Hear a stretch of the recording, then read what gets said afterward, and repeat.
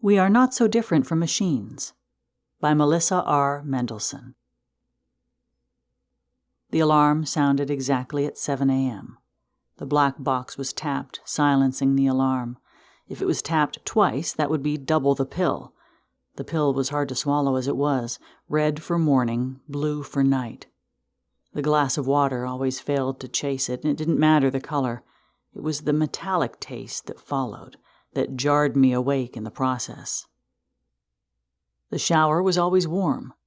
If the system was altered, even the slightest, it would set off a silent alarm. An appointment for the clinic would be waiting later that day to test the body temperature. It would result in another pill, or worse, shots.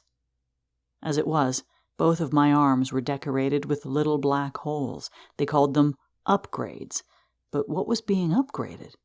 Access denied. And if questions were asked, then another appointment would be issued for a brain scan.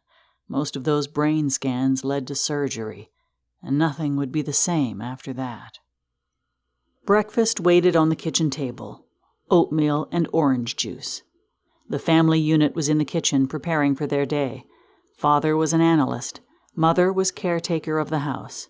Sister was caregiver, and she was awaiting her delivery for today.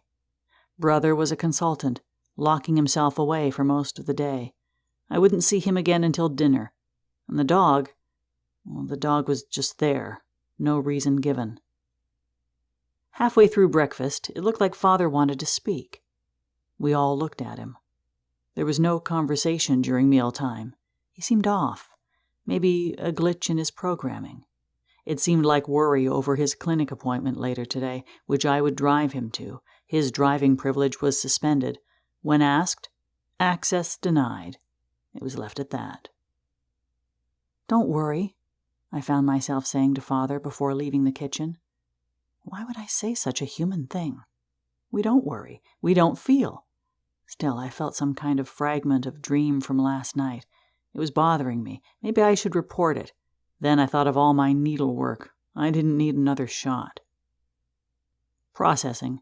That was my data title. I sat at the computer in the basement. The system logged on, and my supervisor was notified that I was at work. I launched numerous tracking sheets where I would spend time moving numbers from one sheet to the next. It was trivial, almost boring. If I had a mind, I might go insane from doing this every single day, but I don't. I worked diligently, casting a glance at the time. 3 hours until the clinic appointment. I cringed. Again, a human thing to do. 3 hours went fast. I was almost grateful for the break. I was going to miss lunch, which was similar to a rations bag. Sometimes it was good. Sometimes it wasn't. And I had to take the lunch pill. At least this pill was smaller and easier to swallow. If I missed this pill, and sometimes I did, I'd get a bad migraine. My programming would be off until the dinner pill. Strange that breakfast doesn't have a pill, but then again, I do take one as soon as I wake up. I hate pills. Strange thought, and I would not reveal that to anyone. "They're going to do a brain scan," Father said as he sat in the front passenger seat. "Then surgery." I leaned back in the driver's seat. The car knew the destination. All I needed to do was tap the brake once to stop, twice to indicate to the car that we arrived. "Relax, Father," I said. "They'll just do a systems check. You'll be fine. Maybe you need an upgrade." "You don't remember last week, do you?" Strange question. Did I remember last week? I had fragments, but not the whole data. Squares of memory were cut out. Did I have brain surgery? I touched my head, seeing if there were lines along the temples. No lines, no surgery. "What was last week?" I asked. "I don't remember." "You glitched," Father said. "Badly. So badly that I think I glitched." "Think?" Why would he say that? "You talk almost like a human," I said. "When was the last time you saw a human?" "I don't know," I replied. "What about you?" Father looked like he wanted to answer that. He opened his mouth, then closed it. He shook his head slightly. "We are here," and I could feel the dread in his voice. Maybe I did need an appointment. and before we leave here I would be examined." "Don't think about it," Father said, almost as if the same data entry was running in his mind. I tapped the brake twice. The car parked itself. I sat behind the wheel. I wasn't sure if I was glitching. Something was off, and Father surprised me. He touched my hand, briefly, but it was almost as to console me. "Shall we go?" he asked. He sounded like he was surrendering to some kind of war that he couldn't win. "It's time," he said. "You're going to be late." I exited the car and he followed. "Father!" He looked at me. I searched for the words. "It will be okay," I said. "Thank you, son." And I flinched at that word. I approached the glass entrance before Father. I pressed my hand against the glass. Green, system operational. Father followed, pressing his hand against the glass. Red, system error. Security notified, and security escorted us in, leading us down a sterile hallway. Strange sounds filled my ears. Laughter? Crying? Were humans here? And we paused by a metallic bench, told to wait. We waited with another who was dressed in white pajamas. "I'm going for brain surgery," he said. "They're going to cut my head open and mess with my brain." "You act like you have a brain when it's polytronic," I said. I noticed Father shook his head at me as if to say, "Tread lightly." "It will be fine," I added. "I'm human," he whispered to me. "They don't want you to know. They don't want any of you to know." Security appeared. They grabbed hold of him. He seemed sluggish, as if they had dosed him with something, but his eyes were awake. He knew what he was saying. He didn't fight back. He allowed them to drag him away, staring at me the whole time. "I am human," he screamed, and the door slammed shut behind him. "What if we were?" Father asked, but more to himself. Security came again. They didn't grab hold of Father. They gestured for him to follow them. He almost touched my shoulder, but they were watching. He dropped his arms down by his sides and lowered his head toward the ground.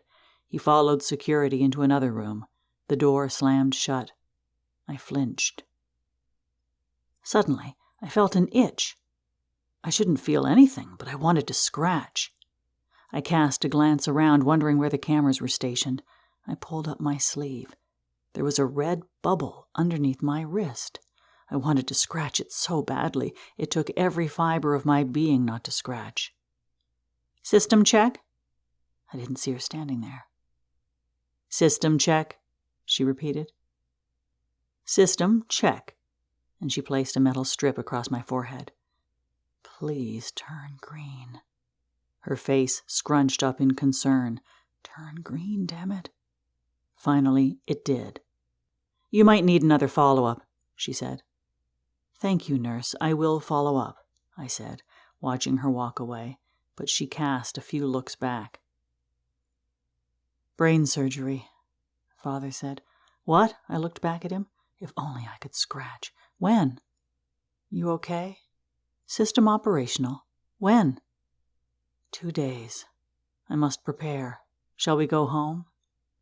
"Let's go home, Father."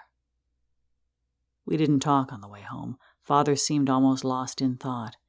Maybe he was restarting. It was hard to gauge what they did to him. Still, he looked my way every now and then. When we walked into the home, Father departed for work. I was about to do the same when I heard a strange sound. It sounded almost like a wail. I found Sister cradling her delivery. A human baby. In 1 year it would be carted away. Where it came from and where it went was not released. Access denied. But for the year, it would live with us. I felt a twitch in my chest, almost like a heart skipping. Sister looked at me, and I almost smiled. That was a human thing to do. I nodded slightly in greeting.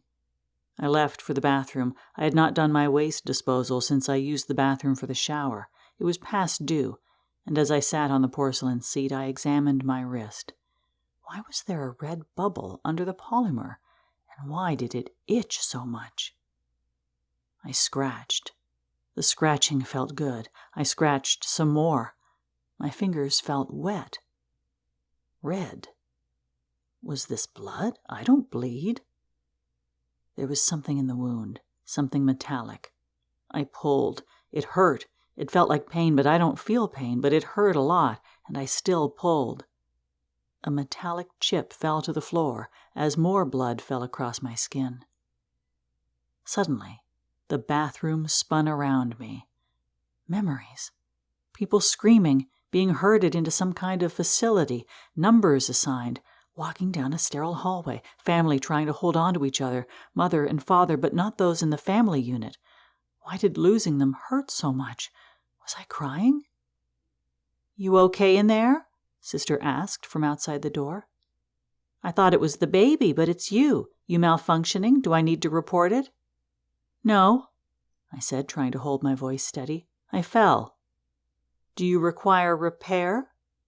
"System operational. I shall exit in a moment." "Okay," but I registered the doubt in her voice. This was not my family. They were all strangers, assigned to one another to perform operationally. If that operation fails, would we be terminated? I flushed the metallic chip down the toilet. I washed the wound, wrapping it with toilet paper. No one could know. If they do, then I would go to the clinic, and I would not get another shot. I would get far worse. "You were crying," Sister reported as I opened the door. "Are you hurt? Your sleeve is red." "It's paint from the clinic. They were painting the door." "I will have to monitor you." She blinked as she heard the baby cry. "Not now." She walked away. "But I will," she added. "She doesn't know," I muttered. "None of them do. What did they do to us?" I found Father standing by the family room window. I was heading down to the basement to disappear for the rest of the work hour. Maybe Sister would leave me, but until later. I approached the family room window and looked outside. Everything out there looked artificial.